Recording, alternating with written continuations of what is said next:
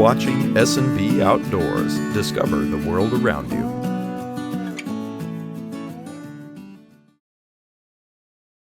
Hi guys, and welcome to another episode of our S&B Outdoors. Today we're going to do a cooking episode. So we're going to be doing some stuff with cooking some wild game. And the wild game that we're going to cook today is going to be wild venison. This was a deer that me and my son's actually a cameraman right now, but me and him harvested this last deer season. And this is just one of the kind of roasts. I don't know. I'm not a butcher, so I'm probably gonna just mess up the wording on this. I don't know. It's not a flank steak. It could be eye of round or whatever it is, but it's one of the big hunks that's off of the hind quarter that we're going to be making into jerky today. So everybody loves deer jerky. In fact, that's my favorite is deer jerky. You get deer sausages, deer jerky, all those different things, but my favorite is deer jerky. So we're going to be going along doing this. What you will need is you're going to need some measuring spoons, measuring cups. You're going to need some light brown sugar. You need some salt. I like using sea salt. You can use some I'm using some liquid smoke, mesquite liquid smoke.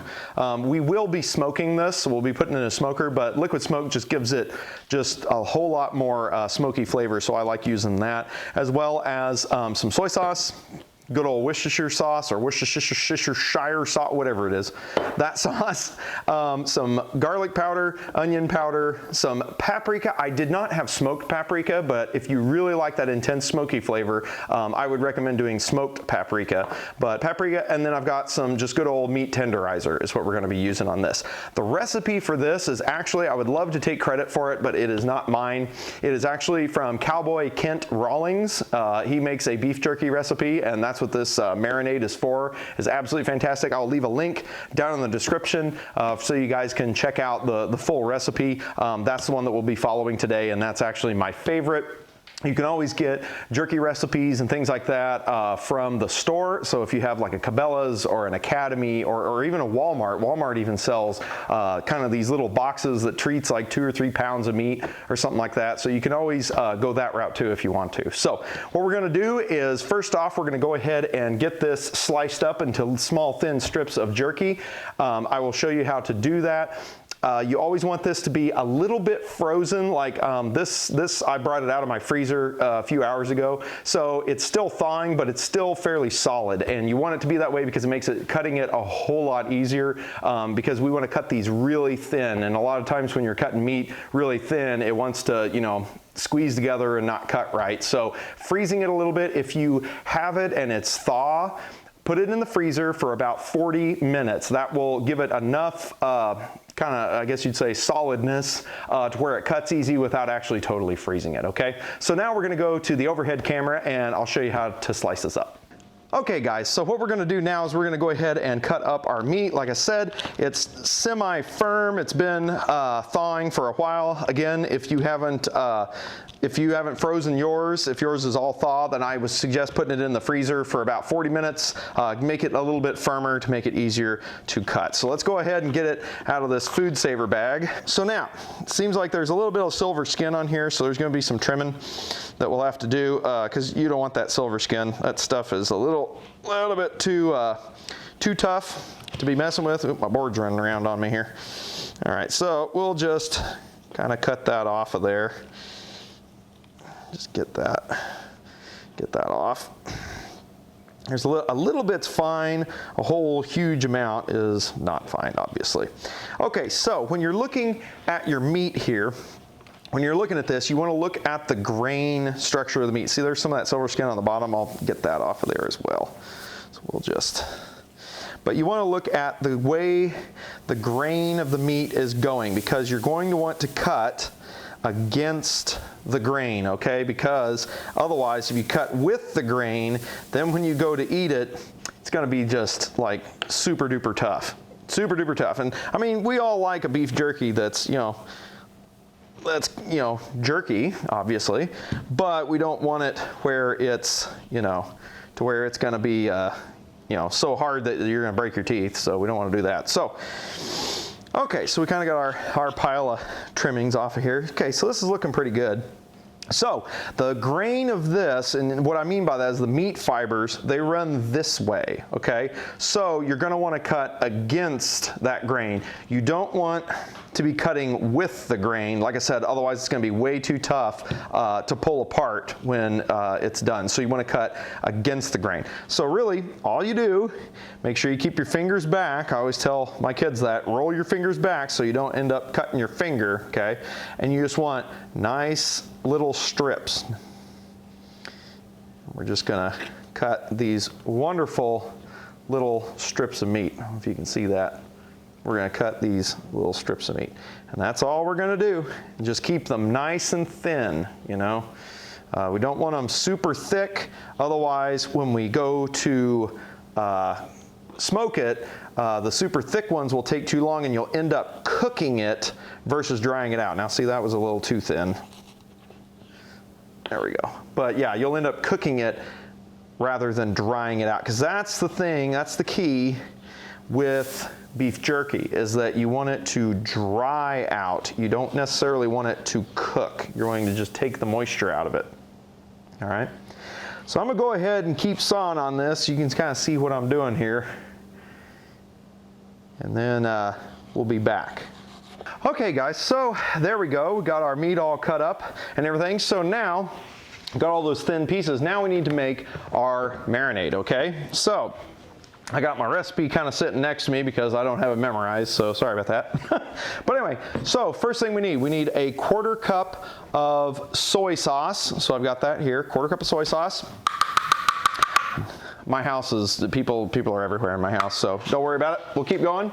We also need, let's see, 2½ tablespoons of liquid smoke. So that's liquid smoke. Put that in there. Then we also need 2 tablespoons of Worcestershire sauce or Worcestershire sauce, whichever it is. But anyway, we need 2 tablespoons of that. We also need 2 tablespoons of light brown sugar. I like to use the light brown sugar in this, but if you have dark, you use dark. It's whatever. 2 tablespoons of that. We also need 2 teaspoons of salt, 1 teaspoon of meat tenderizer, and a little bit of coarse ground black pepper. If you have a pepper mill, just open up the screw on the pepper mill a little bit and it'll give you that coarse grind. So we'll need that, and probably about 1/2 teaspoon of that is in there. So got that. And the rest of it is just a teaspoon each. We have a teaspoon of paprika, a teaspoon of garlic powder, and a teaspoon of onion powder, all right? So put all that in there. I'm gonna have to get me a spoon. So we'll get me a spoon and we'll just kind of mix all that together. That's about it. I'm gonna kind of clean up my workspace here. Get all this stuff out of the way while we're doing this. Okay, so got that in there. So that's all mixed up. So now what we're gonna do is we're just gonna put the meat in it. So make sure you have yourself like a Tupperware container or something like that. I got this kind of long one that I use, but have a Tupperware container. If you don't have Tupperware, a big Ziploc bag would work fine. Make sure it's one of the double sealing kinds so the liquid can't get out. But anyway, I got Tupperware, so that's what I'm gonna use. So what we're gonna do is we're gonna take our big piles of sliced up meat here, and we're gonna kind of separate it out. Now, if you've frozen it like I have, or semi-frozen it like I have, you may have to kind of separate it because it likes to stick together. And what we're gonna do is we're just gonna soak it in all of that marinade, all that goodness, all right? So I'm gonna soak that all in there, grab our other pieces here. I really like this recipe. It's from Cowboy Kent Rollins. I would say, I'll give him a little bit of a shout out here. If you haven't subscribed to that channel, or at least gone and checked it out, definitely check it out. He has some great, just frontier cooking recipes, very simple recipes to make, and they're really good. Okay, so I've got this pretty well mixed up now. So you can see that we got that all mixed up. So I'm just gonna store it in this little container here, because what we need to do is this is gonna have to sit and marinate, okay? It's gonna marinate.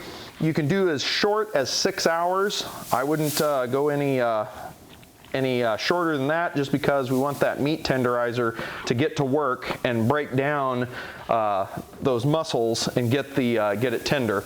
So We're gonna put this in the fridge, 6 hours, and I'm probably gonna do mine overnight because, you know, I like it to really work and really break down that meat so that way it just falls apart when you go to eat it after we get done smoking it.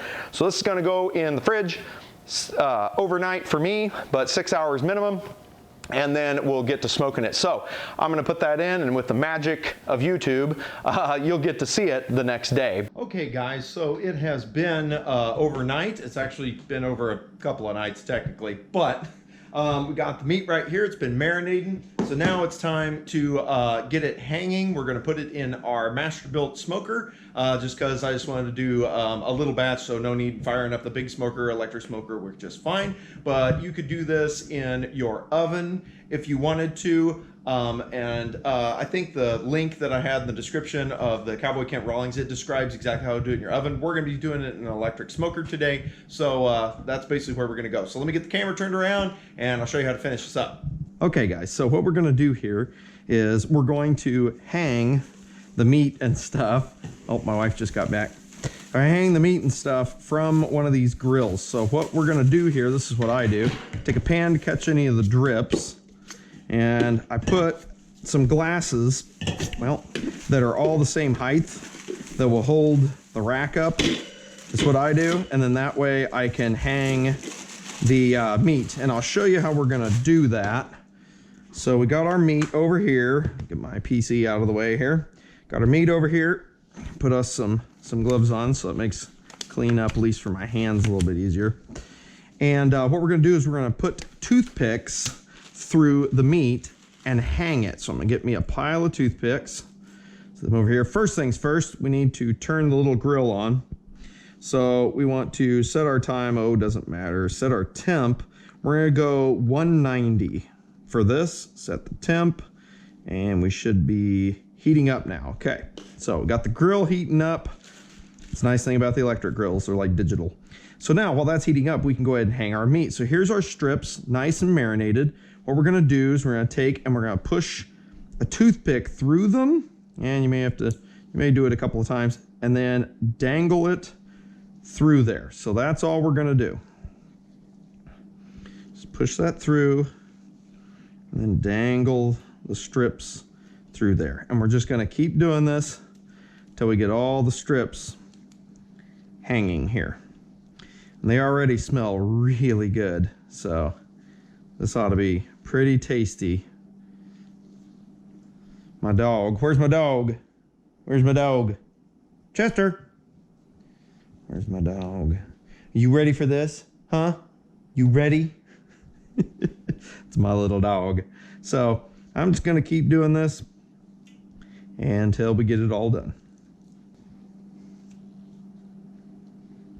Okay, now once you've gotten all of it kind of lined out the way you want it to be all dangling here, okay, like this, because what we want is we want the smoke and moreover the air to get to this, because remember, we're drying this out. We're not technically cooking it, we're just drying it out, okay? So that's what we want. So now that we got it all hanging here, we're gonna let the fire heat up out there, throw some chips on, and then some wood chips on, and then we'll get this hanging, we'll get her cooking. Okay guys, so we're out here at the old smoker here. We're getting her heated up. We're gonna be using some hickory today. So we're gonna open up the old hot box here. This is actually a really awesome attachment. I don't know if you guys can see that, but for the Masterbuilt, this is awesome. You don't have to keep feeding chips to it. You just put the chips in this little chimney, and this thing will go, I don't know, for about 4 to 6 hours. This thing will go without having to put chips in it. Now I will say the chips do get kind of stuck in it from time to time, so you might come out here and like rattle this little chimney every so often, but you don't have to. It usually does pretty good on its own. So I'm gonna load up quite a few. I may not load it all the way to the top, but I'll at least load it, yeah, maybe halfway. So that way we can get quite a few hours of smoking in there. That's right. And we'll just put the rest of this little bag in there. How about that? Or at least we'll attempt to put it in there. All right. Yeah, and you do get spillage, and my hand is too big to get around all these crevices, but That's okay.